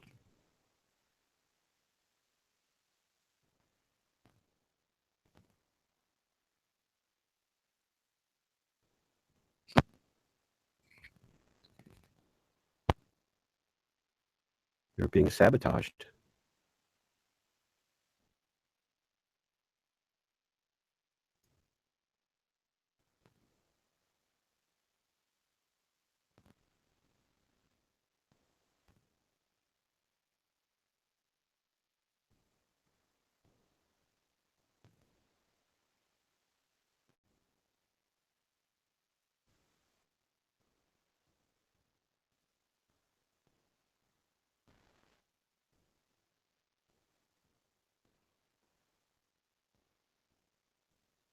Can you hear me now? Yes. Okay, you can hear me now. Okay, God, that was so weird. Yes. That Same was thing. so weird. And then you couldn't hear me all that time. Wait, hold on. Let me see if they can hear me. Hold on. You guys, can you hear me? Whoa, this is wild. And you were on a I roll was too. too. See, this is the Yeah. thing. I do think something is going on with me because I mean all of a sudden, I mean the idea that my account all of a sudden just got hijacked like out of nowhere, that I lost 3 months that I could use, right? And ever since then everything, and oh my God, and check this out. Okay, so did you guys hear what I said about Christian fascism? Did you hear that? Yes, I did. Okay, wait, hold on. Let me go back to those. Did you guys hear it? Okay, so wait, I'm going to go back again. If we get lost, I'm going to close this out and we'll start another one tomorrow or whatever. But here's the thing. So I just want to I want to be clear about this. This is so substantially wrong. This man blew up the Pentagon. This man, this site, this is the person that Obama was such good friends with, Bill Ayers, Weather Underground. He blew up the Pentagon. Okay. So I just want to read this last part one more time. And I'm going to keep going because I want you to hear what this entire thing says for their mission statement, because I haven't read this before. This is a really big deal. This should be everywhere. They should be shutting this shit down because this is what is it again? It's what did you say it was?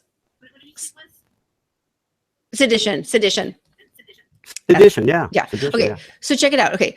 Okay. So I'm just going to go back to read the very end of this. Okay. First, they came for the Muslims, Mexicans, all the refugees, then the women, the Black people, then the Latinos, LGBTQ persons, and the environment, and anyone who doesn't conform or submit to their vision of a plan for a nation cohered around white supremacy and a political form of Christian fundamentalism that should rightly be called Christian fascism. Like that exists. Like those aren't oxymorons. Right? Those two words don't work. That's the first time I'm hearing this too. Me too. I've never heard this before. I'm going to continue because I think this is so important. I mean, I seriously, when I saw this, I was like, ah! Okay, ready? Fascism is not just a I'm quoting this. If anybody's listening that wasn't listening a minute ago, I am quoting from Refuse Fascism, their mission statement from their website, Refuse Fascism. Both the links, including the link to this page, is in the description below. You can follow along. Oh, wait, hold on. You know what I'll do? I'll just include everybody. Hold on. Let me just make it easier. Please hold. I just realized I can, why don't I just bring you in on this? Okay. So here we go. Here we go. Okay, here we go. So just so you guys see it, Refuse Fascism. Got it. And the call to action, drive out Trump Pence regime. Now I'm just going to take you to where I was, and then I'll go back and you can see. Okay, so wait, okay, fascism is not just a gross combination of horrific reactionary policies. It is a qualitative change in how society is governed. Fascism foments and relies on xenophobic nationalism, racism, misogyny, and the aggressive reinstitution of oppressive traditional values. No one in the world has ever put traditional values with fascism ever before. Come here, puppy. Okay. Can you believe this shit? I'm sorry. I'm totally blown away. I'm just like, my head exploded. It's crazy. It's crazy. In Trump's election campaign, he encouraged and fed on the threat and use of violence to build a movement and come to power. Now, I keep hearing this, that Trump encouraged violence. And then, of course, the next question is always the obvious one: when? What did he say? And no one has an answer because of crap like this. This is actually the majority of what we see with. I mean, this movement right here is everywhere. They're the most aggressive of all of besides the Antifa. These guys are everywhere, and they are because they have a channel on YouTube. I'll leave links below. They have a channel, and so I went there, and they're like everywhere, and they're aggressive. They've blocked me, of course, because I talked straight. In Trump's, let's back to, coming to power inaugural address, he pledged allegiance. In Trump's election campaign, he encouraged and fed the threat and use of violence to build a movement and come to power. In his inaugural address, he pledged allegiance only to this movement. That is not true. In his inaugural address, he pledged his commitment to all of America. Exactly. What is crucial to understand is that once in power, fascism essentially eliminates traditional democratic rights. So this is literally 100% BS. I'm sorry. But so think about the kind of propaganda we're looking at right now. This is serious. Well, it's absolutely makes no sense to people like you and me and others. Well, that's because we know better. But imagine if we didn't. If we didn't know better, and that's the majority of people right now. They're like, I don't know, and then it says all this stuff. Exactly. Okay, so hold on. That's what scares me. You know, it should, so many people just don't get it. One of us. Okay, so check it out. Okay, even as the Trump-Pence regime is moving fast, they have not yet fully consolidated their regime or as yet been able to implement their full program. But this is their objective, and it is very possible. It might only take a single serious crisis, international or domestic, for this regime to drop the hammer. We do not have much time. Don't normalize, don't accommodate, don't conciliate, don't collaborate. There is method to Trump's madness that echoes Hitler. Now, honestly, I'm going to try to contact the Trump campaign, or the Trump, whatever. I'm going to go to his site and I'm going to see if I can send them a link to this and warn them about this, because this is very, very problematic, for lack of a better term. This is very problematic. I mean, seriously, this is more than just, this is Bill Ayers. This is not a small whatever. This is a tremendous organization. This is a propaganda. This is huge, but this is huge. I mean, this has implications that I can't even imagine. Fascism advances in stages through outrage, shock, intimidation, followed by brief periods of normalization where people accommodate to the new situation the regime has imposed. Now, what this is, just for anybody that isn't quite aware, is this is what makes useful idiots per the communist method. Okay. So they're literally training people in ridiculousness. And these are like new versions of the brown shirts, right? These are, creating an army of total imbeciles that will go out and fight to the death for a premise that literally does not exist. And this is what it is. Okay. So Bernie Sanders has said that he will work with Trump on jobs or where they agree. No, if you work with fascists, you normalize the road to horror. Think about what they're doing. So now they're going after Bernie. First of all, Bernie's a socialist. Bernie is a total sellout. He is literally, so basically what they're trying to do is they're just trying to say, this is how serious we are. You can't even give an inch. And that's why that fool, Maxine Potato Waters, psycho. This is not a pendulum swing Democrat to Republican, but a regime that is moving to establish a fascist order under the sign. No.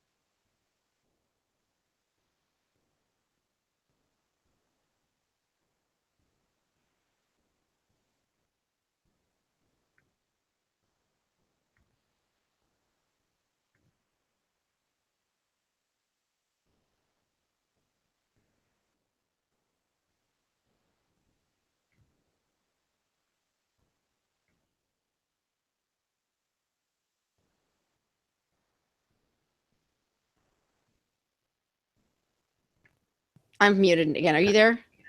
I'm here again. All right. I need to do something. Something's wrong. I need to do something with my modem. Something's wrong. Like, seriously, something's wrong. I love you guys. And I get it. This is what I want to do. I want to talk about this tomorrow. And I actually think this is really important. This is probably the most important live stream. I mean, now that the one that we're going to have tomorrow, like, would you do that? Would you mind? This is like so shocking because I didn't know this either until you just brought it out. It's just right. It's and I don't even like, and this thing with us getting timed out, it is freaking me out. Like, I'm serious. Like, I need to fix whatever it is, and I can do it. I can fix it. I'm really handy. I would even do it late tonight, but I know it's getting late. Hold on, let's see what the time. So what I want to do is I want to come back tomorrow. Obama has an army too. Yes, Obama does it with Mike Johnson with their shtick and their hold on. Do we have another? Hold on, channels and beggars, shit talkers. Wait, hold on. Who's this? Of all the channels are beggars and shit talkers. What is the shtick? Wait a second. We have another flippin' troll. Do we? Yes, I am getting locked out for a reason. This is really bad. No, it's not. We're getting trolled. We're getting hacked. I'm getting hacked. Seriously, I'm getting hacked. Well, before you say goodnight, I just wanted to thank that are out there that I'm not seeing right now, but I know they're there, and I hope I made some sense. Thank you for having me on and asking these questions. And I was a little bit of a stumble bomb, I think. No. But I love those people in the chat room dearly, and they're all bright people and asking questions like we are, Pam. And thank God for that. Thank you, sweetie. I just made Aaron my moderator. Did it work? Did you get the wrench? I just wrenched you. Hold on. Did it work? Go to channel, put a timer, block, remove. Hold on. I just gave you hold on a second. Aaron, I gave you the wrench, but I don't see it up there. Go to channel. Why didn't you do that? Remove. No, put timeout. Do you see it? I don't. Save on your computer. Save your computer, Miss Pam. All right, so I will. I'll make sure that Aaron. I'll put you as a wrench. I did just put you as a wrench, but for some reason, let me see if it works. No, it said it approved it with me, but I don't whatever. I don't see it. So I will put you on as a thing. You guys, I'm gonna do. Well, let's do another one. What's good for you tomorrow? Wait. So Tilly Banks says you're a love. P13. Go to. And we're all really. Thank you, Tilly, so much for your help. For letting me know. But so every time I get a troll, my modem goes dead. And the thing is it's not, I don't think it's my modem as much as it's my connection. It's like it's timing out. Right. I don't get it. So whatever it is, I'm going to fix it. I'm going to change my setup and go through, I'm going to do it through my, I have a router that I'm not using because I was trying to get the best speed, but I'm going to do it because it has way better stuff. And I'm going to change my password and all that stuff. So, okay, you guys, if you guys will please come back tomorrow. And thank you so much, P13. I'm so grateful that you came. And your sound is good now. Yeah, so are you. So I don't go figure. Like I said, the echo left, and good. Okay, good. So we'll get the kinks out. I will set it up for tomorrow afternoon if that's okay with you. You guys, will you come back tomorrow and listen to P13? I bet you will. Wait, hold on. We got a kitty fight. Can you leave her alone? Seriously, can you stop it? Come on. Okay, wait, seriously? We've got like it's like cat war. We love you, Pam Z. Pam Z, love you. Yay, he's got it. Okay, Aaron's got the have everybody on, Pam. Say it again. Oh, you guys, I'd love to have you on. Do you guys do any of you guys want to be guest speakers? Do you want to get on and ask questions or? I'm just saying, if you want to do future shows like this, I think it would be great if you had, but anybody in the chat room. Absolutely. So let's do this. So tomorrow, that'd be great. I'd love that. So tomorrow, Pam Z, if you can be here, and I would love that. Yeah, whoop, whoop. So Pam Z, well, this is what I'll do. I'll have Aaron on. Aaron's going to be here to wrench. Hold on, I got to cough really quick. Hold on. I don't want to cough in your ear, and I have a really loud mic. Hold on. Better. Okay. So what I'm going to do is tomorrow we'll have Aaron on. Hopefully I'll contact him, make sure he can do it in the afternoon or whatever. And so it'll be your time, like around 6 or something, P13. And then, okay, like 3 o'clock tomorrow Pacific. And then what we'll do is, if you guys have questions, I'll put the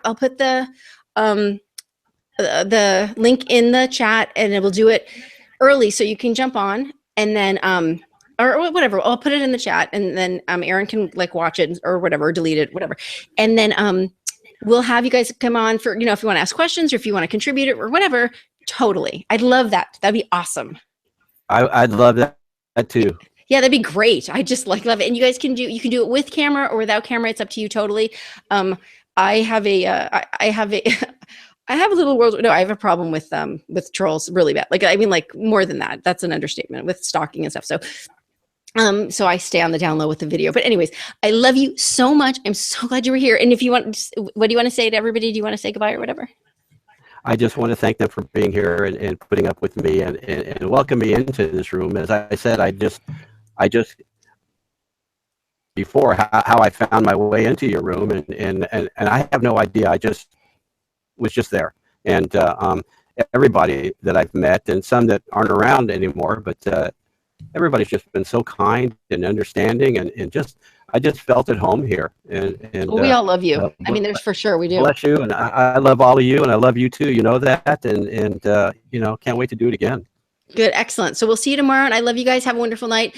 If you have questions or whatever, put it in the I won't delete this video until what I'm putting everything on what is it? It's not restricted, whatever. I'm putting it so that it's not. Private? I just don't want the whole private. No, I'm not putting them on private. Well, some of them I am, but like, so I'll eventually put it on private. What I'm trying to do is I don't really want to save these because they're kind of private. Actually, they're kind of personal the way we're doing it right now. So I'm kind of not leaving it for people to, to watch later, but for you guys, you'll be able to, you have the link, you know how to see it or whatever. And it's not on private. It's not on public. There's another one where it's unlinked or whatever.